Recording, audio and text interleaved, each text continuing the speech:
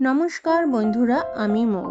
আর মৌ কিচেনে তোমাদের সবাইকে জানাই স্বাগত। আজ আমি তোমাদের সঙ্গে শেয়ার করতে চলেছি এক ঐতিহ্যবাহী রান্নার রেসিপি। নিরামিষের দিনে কিংবা যে কোনো অনুষ্ঠানে যদি এই রেসিপিটা থাকে তাহলে একদমই আজকে আমার রেসিপি হলো ছানার ডালনা। আর এই ছানার ডালনা বানানোর জন্য প্রথমে আমি গ্যাসের চুলায় একটি প্যান বসিয়ে দিচ্ছি, আর তাতে দিয়ে দিচ্ছি 750 ml গরুর দুধ। এই দুধটা থেকে আমি ছানা কেটে নেব। তার জন্য দুধটাকে প্রথমে একটু গরম করে নিচ্ছি। এখানে আমি দুধের মধ্যে পাতিলেবুর রস দিয়ে ছানা কেটে নিচ্ছি। তোমরা চাইলেই অবশ্য ভিনিগার কিংবা ছানা কাটার পাউডারও এক্ষেত্রে ব্যবহার করতে পারো। দুধের মধ্যে লেবু চিপড়িয়ে দেওয়ার পর দেখো দুধটা থেকে কি সুন্দর ছানা কেটে আসছে।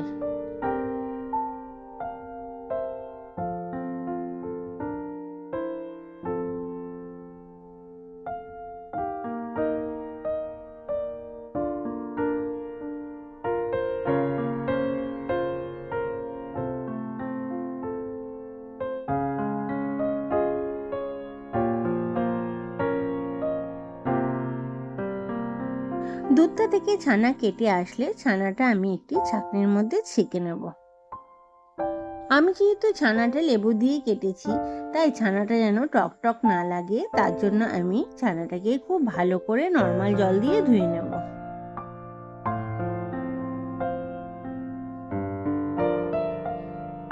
তারপর ছানাটাকে ওই ছাঁকনির মধ্যেই রেখে দেবো, যাতে ছানার মধ্যে কোনো জল না থাকে, সব জল ঝরে যায়। এবার জল ঝরানো ছানাটাকে একটা প্লেটের মধ্যে নিয়ে হাত দিয়ে খুব ভালো করে আমি ছানাটা মেখে নেব।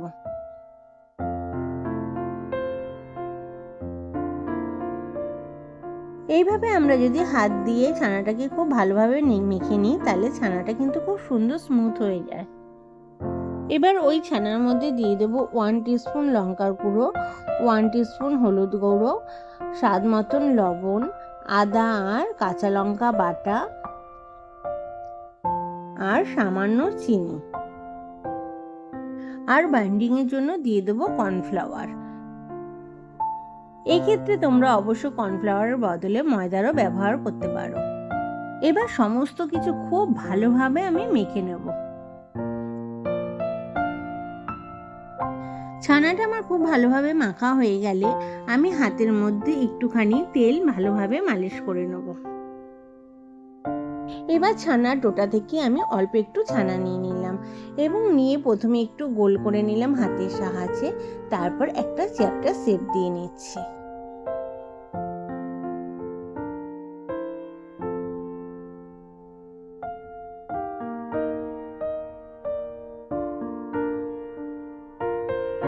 দেখো ঠিক একই প্রসেসে আমি সমস্ত ছানার বড়াগুলো বানিয়ে নিয়েছি। এইবার বড়াগুলো ভাজার জন্য প্যানের মধ্যে দিয়ে দেবো পর্যাপ্ত পরিমাণে সাদা তেল। আর তেলটা ভালোভাবে গরম হয়েছে কিনা ওপর দিয়ে একটু হাত দিয়ে দেখে নিচ্ছি। তারপর বড়াগুলো একে একে ওই তেলের মধ্যে দিয়ে দিচ্ছি ভাজার জন্য। ছানার বড়া ভাজার সময় যদি সাদা তেলের সঙ্গে একটু ঘি অ্যাড করা যায়, তাহলে বড়ার টেস্টটা অনেক বেশি বেড়ে যায়। বড়াগুলোর এক পাশ মোটামুটি আমার লাল লাল করে ভাজা হয়ে গেছে। এবার উল্টিয়ে দিয়ে অন্য পাশগুলো আমি ভেজে নেব। এই বড়াগুলো এতটাই নরম হয় যে ভাজার সময় একটু ভেঙে যাওয়ার সম্ভাবনা থাকে। এবার বড়াগুলো ভাজা হয়ে গেলে গ্রেভি বানানোর জন্য আমি কড়াইতে দিয়ে দিচ্ছি পর্যাপ্ত পরিমাণে তেল। আর ওই তেলের মধ্যে দিয়ে দেবো ডুমো ডুমো করে কেটে রাখা আলু। আর আলুগুলোর মধ্যে আমি নুন আর হলুদ দিয়ে খুব ভালোভাবে ভেজে নেব। প্রিয় দর্শক বন্ধু, তোমাদের যদি আমার এই রেসিপিটা পছন্দ হয় তাহলে অবশ্যই একটা লাইক আর কমেন্ট করতে কিন্তু ভুলো না। আর নতুন দর্শক বন্ধুদের উদ্দেশ্যে বলছি, তোমাদের যদি আমার চ্যানেলটা সাবস্ক্রাইব করা না থাকে তাহলে অবশ্যই সাবস্ক্রাইব করে দিও। আলুগুলো আমার খুব সুন্দর লালচে লালচে করে ভাজা হয়ে গেছে। এবার আলুগুলো তুলে নিচ্ছি। এবার ওই তেলেই দিয়ে দেবে একটি তেজপাতা, গোটা গরম মশলা, সাদা জিরে, 2টো টমেটো পেস্ট করে রেখেছিলাম সেটা দিয়ে দেবো, আদা কাঁচা লঙ্কা বাটা, আর সামান্য জল দিয়ে আমি মশলাটা ভালো করে কষাতে থাকবো। মিনিট 5 ধরে আমি মশলাটা কিন্তু খুব ভালোভাবে কষিয়ে নেব।